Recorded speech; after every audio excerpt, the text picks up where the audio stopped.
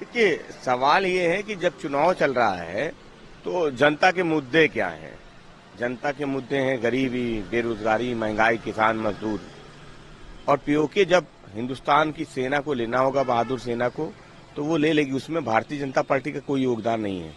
देश में बहादुर सेना है, वो चाहे पाकिस्तान हो चाहे चाइना हो, सबको जवाब देने में पूरी तरीके से सक्षम है। तो सवाल ये, भारतीय जनता पार्टी को जिन मुद्दों का जवाब देना है, गरीबी का, बेरोजगारी का, महंगाई का, उन सवालों का जवाब भारतीय जनता पार्टी नहीं देती।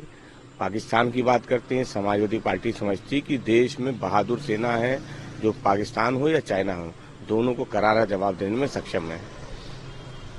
महाराष्ट्र कांग्रेस अध्यक्ष नाना पटोले ने सीएम योगी आदित्यनाथ है। उन्होंने कहा है कि रावण ने भी भगवा कपड़े पहनकर सीता का हरण किया था। भगवा कपड़े पहनकर गलत नीतियों का समर्थन करना गलत है। देखिए, समाजवादी पार्टी भारतीय जनता पार्टी की हिंदू मुसलमान, मंदिर मस्जिद और बंटवारे की जो पिच है, उस पे बात नहीं करना चाहती।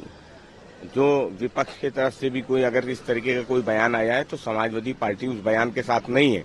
समाजवादी पार्टी समझती कि जो विपक्ष का एजेंडा है वो गरीब, मजदूर, नौजवान का एजेंडा है, और हम लगातार उन मुद्दों को उठा रहे हैं।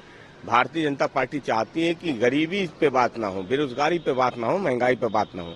इसलिए समाजवादी पार्टी, इंडिया गठबंधन मुद्दों से भारतीय जनता पार्टी को भागने नहीं देगी। हम मुद्दों पे भारतीय जनता पार्टी से सवाल पूछते रहेंगे, चुनाव में उन मुद्दों को उठाते रहेंगे।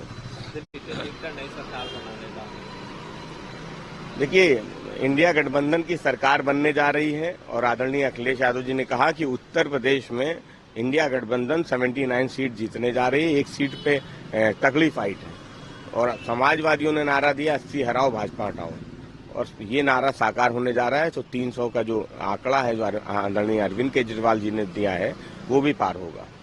पीएम मोदी ने कहा है कि अगर तो नेहरू कभी आरक्षण न देते। आज भारतीय जनता पार्टी को जवाब देना चाहिए कि 69,000 शिक्षक भर्ती में पिछड़ों को उनको जो आरक्षण मिलना चाहिए था वो क्यों नहीं मिला। पुलिस भर्ती में जो आरक्षण मिलना चाहिए था वो क्यों नहीं मिला।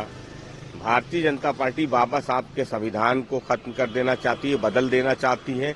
पिछड़ों का और जो दलितों का आरक्षण है उसको कम कर देना चाहती है, उसको खत्म कर देना चाहती है। तो लड़ाई तो यही है। भारतीय जनता पार्टी केवल आरोपों की राजनीति करती है, और जो भारतीय जनता पार्टी के कार्यकाल में हो रहा है, जो पिछड़ों के साथ हो रहा है, वो किसी से भी छुपा हुआ नहीं है। केरल ने राज्यपाल आरिफ मोहम्मद खान को झटका देते हुए केरल विश्वविद्यालय की सीनेट में उनकी ओर से की गई नियुक्तियों को रद्द कर दिया है, और उन्हें 6 हफ्ते के अंदर नई नियुक्तियां करने का निर्देश दिया है। देखिए, माननीय न्यायालय का फैसला है। जो भी फैसला है वो पूरी सारी चीजों को देख के दिया गया फैसला होगा। इसलिए माननीय न्यायालय के फैसले पे समाजवादी पार्टी कोई टिप्पणी नहीं कर रही। कर्नाटक सरकार ने आउटसोर्स की भर्तियों पर भी महिलाओं के लिए 33% आरक्षण को अनिवार्य कर दिया है। यह आरक्षण SC, ST और OBC वर्ग की महिलाओं को मिलेगा। देखिए, आरक्षण मिलना चाहिए। आरक्षण का लाभ हर उस व्यक्ति को मिलना चाहिए जो गरीब है, जिसको बाबा साहब ने संविधान में व्यवस्था दी है। महिलाओं को भी आरक्षण मिलना चाहिए, और अगर कोई सरकार आरक्षण की व्यवस्था लागू कर रही है, नियमता लागू कर रही है, संविधान के अनुसार लागू कर रही है, तो समाजवादी पार्टी समझती है कि वो अच्छा कदम है।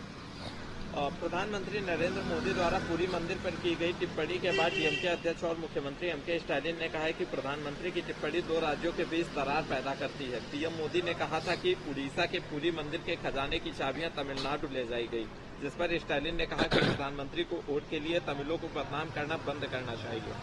देखिए, सवाल यही है कि घूम फिर के बात वही आती है कि प्रधानमंत्री जी अगर बात करते हैं तो हिंदू मुसलमान, मंदिर मस्जिद, भजन कीर्तन, अजान, बंटवारे की बात करते हैं। और देश की जनता आज उनसे पूछ रही कि 10 साल की भारतीय जनता पार्टी की सरकार में आखिर बेरोजगारों के लिए क्या किया, गरीब के लिए क्या किया, महंगाई पे क्या किया। कौन भूल सकता है उन नारों को, 2 करोड़ रोजगार के वादे, महंगाई कम करने के वादे, किसानों की आय दुगनी करने के वादे। उन वादों पे, उन सपनों का क्या हुआ, ये भारतीय जनता पार्टी नहीं बताती है। इसलिए उन मुद्दों की चर्चा जिस चुनाव में करना चाहती है, जिन मुद्दों का जनता से कोई सरोकार नहीं है, तो समाजवादी पार्टी, इंडिया गठबंधन समझती है कि हम भारतीय जनता पार्टी को मुद्दों से भागने नहीं देंगे।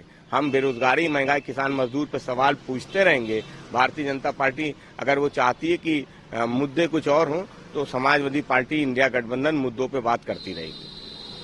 केरल में सीता कि आतंकवादी समूह की तरह काम कर रहा है, यह एलओपी वी.डी. सतीशन ने कहा है। देखिए, सवाल फिर वही है कि जब चुनाव चल रहा है, आज चुनाव के समय पे जनता अपने मुद्दों पे बात करना चाहती है, मुद्दों को सुनना चाहती है, तो देश के कश्मीर से लेकर कन्याकुमारी तक ऐसे बयान आएंगे, ऐसी बातें होंगी जिनका जनता के मुद्दों से कोई सरोकार नहीं है।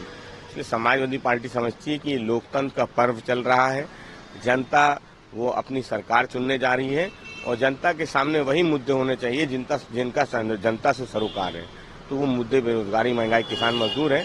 समाजवादी पार्टी समझती है कि हम अभी इस पे ही बात करते रहेंगे। केंद्रीय गृह मंत्री अमित शाह ने कहा है कि 77 वर्षीय मुख्यमंत्री नवीन पटनायक को अपनी बढ़ती उम्र के साथ रिटायर हो जाना चाहिए। उन्होंने कहा कि बीजेपी सत्ता में आएगी तो युवा ओडिशा भाषी भूमिपुत्र को मुख्यमंत्री बनाएगी, जिस पर वरिष्ठ कांग्रेस नेता पी. चिदम्बरम ने कहा कि नरेंद्र मोदी को भी अपनी बढ़ती उम्र का ध्यान रखना चाहिए। देखिए, जिनका संविधान कुछ और कहता है, उनके नियम कानून कुछ और कहते हैं। भारतीय जनता पार्टी का इतिहास है कि जो रिटायरमेंट की एज उनकी नियम है उनके बने हुए, वो लोग जब अभी आदरणीय अरविंद केजरीवाल जी ने सवाल उठाया था तो उस सवालों को टाल रहे थे, उन सवालों को खारिज कर रहे थे और आज वो ही कहीं जाके किसी की उम्र की बात करते हैं, उम्र के हिसाब से बदलाव की बात करते हैं। तो भारतीय जनता पार्टी उसी कथनी करनी में बड़ा फर्क है। भाजपा का दोहरा चरित्र है जो समय समय पर देखने को मिलता रहता है।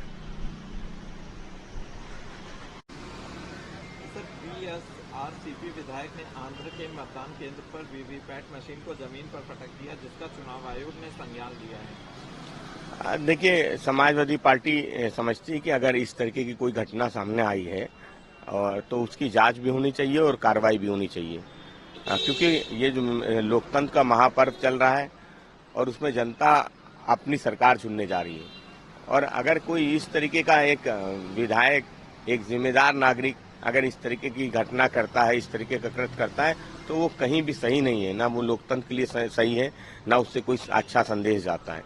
तो चुनाव आयोग ने अगर कोई कार्रवाई की है तो समाजवादी पार्टी समझती है वो बिल्कुल सही है। एग्जिट पोल 2024 1 जून शाम 6 बजे से, लोकसभा चुनाव के नतीजे 4 जून सुबह 7 बजे से।